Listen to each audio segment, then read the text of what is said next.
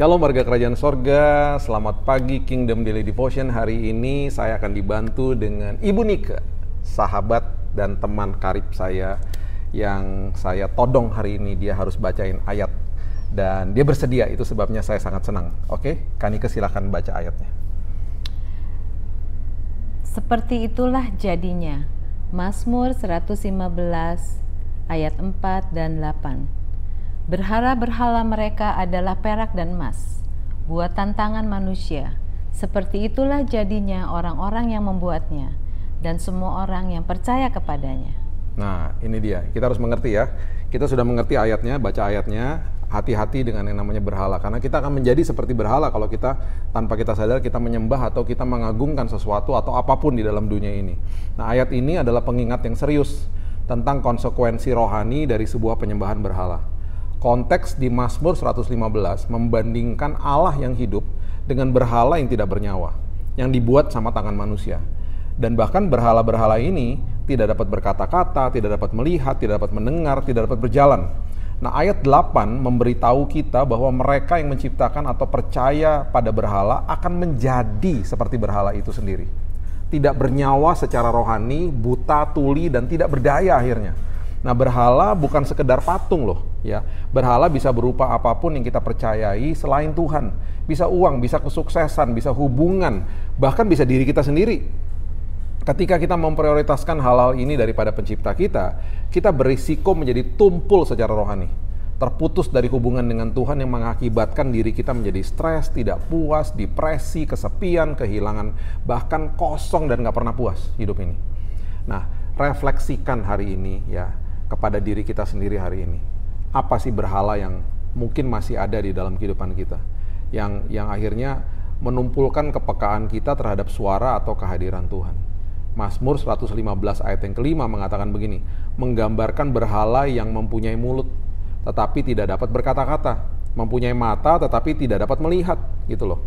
Jadi kan lucu dan konyol gitu loh. Kita memberhalakan sesuatu yang nggak bisa menolong kita dan nggak bisa berbuat apa-apa gitu ya. Dan bahkan kita memberhalakan sesuatu yang pasti levelnya di bawah kita, kan kita ciptaan yang paling agung di hadapan Tuhan. Nah, bayangkan seorang yang sedang sakit parah di rumah sakit, dia tidak bisa meminta kepada uang yang selama hidupnya ia berhalakan untuk membantunya, apalagi menyembuhkannya. Bayangkan seorang yang sedang kesepian dan merasa hampa, padahal di luar ia sangat tenar dan banyak orang yang mengenal siapa dia. Kan sungguh ironis ya.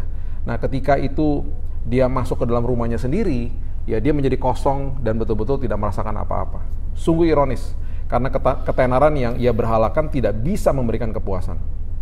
Orang yang berhalakan apapun di dalam dunia ini akan menjadi seperti berhalanya. Tidak bisa berbicara sesuai dengan kebenaran firman, yang ia bicarakan pasti seputar uang harta yang ia berhalakan, dan mata rohaninya pasti tertutup. Dia menjadi seperti berhala, seperti yang Alkitab katakan. Karena berhala-berhala ini nggak bisa bicara, nggak bisa mendengar, nggak bisa melakukan apa-apa. Dia menjadi seperti itu akhirnya. Sebaliknya orang yang menyembah Tuhan akan terus diubahkan menjadi serupa dengan gambarnya. Amin. 2 Korintus 3 ayat 18 mengatakan begini. Dan kita semua mencerminkan kemuliaan Tuhan dengan muka yang tidak berselubung. Dan karena kemuliaan itu datangnya dari Tuhan yang adalah roh, maka kita diubah menjadi serupa dengan gambarnya dalam kemuliaan yang semakin besar. Makin kita mengerti bahwa Tuhan adalah nomor satu dalam hidup kita makin terus diubahkan menjadi makin serupa seperti Dia. Nah, ayat ini berbicara tentang transformasi yang terjadi saat kita memandang atau berfokus kepada Tuhan. Nah, jika kita memusatkan pandangan kita pada Yesus dan menyembahnya, ya, kita akan terus menjadi seperti Dia. Jadi prinsipnya adalah apa yang kita lihat, fokus dan sembah terus-menerus. Dan kita akan menjadi seperti itu. Fokus kepada Tuhan kita. Sembahlah Dia setiap hari. Terus-menerus jadikan Dia Tuhan atas hidup kita. Gak ada putusnya. Itu sebabnya hidup kita akhirnya menjadi seperti Dia. Dan saya percaya firman Tuhan hari ini menjadi dasar buat kita mengambil keputusan yang benar setiap hari, dan betul-betul hidup kita dipersembahkan untuk Tuhan. Saya minta kakak saya untuk berdoa untuk kita mulai hari yang baru ini. Silahkan Kak Nika. Tuhan, terima kasih Tuhan atas firman yang begitu indah dan begitu tepat dan kami perlukan saat-saat ini Bapak.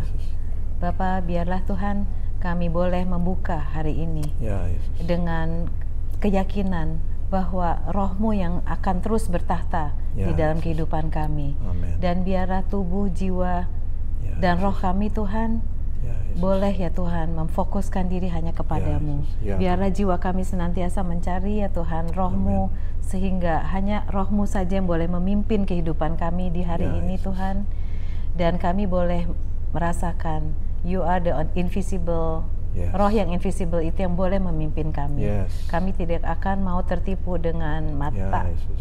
Ya Tuhan. panca indera kami ya Tuhan. Ya Yesus. Ya, yang senantiasa mau Thank you, menipu Jesus. kami, Ya Tuhan. tapi biarlah Tuhan kami mau mengikuti Ya, Yesus. tuntunan Roh-Mu. Yes. Terima kasih Tuhan Yes. atas Pak Billy yang sudah Tuhan. share Thank you, Jesus. tentang kebenaran Tuhan. Biar itu menjadi kekuatan bagi Ya, Yesus. diri kami dan semangat Ya, untuk Tuhan. menjalani pagi ini dengan baik. Ya Yesus. Kami bungkus hari ini dengan Ya, kuasa Yesus. darah-Mu. Di dalam nama Yesus Dalam kami nama berdoa Yesus. dan mengucap syukur. Amin. Amin. Have a blessed day dan Tuhan Yesus memberkati. Thank you Yay. Kanike. Thank Thank you. you.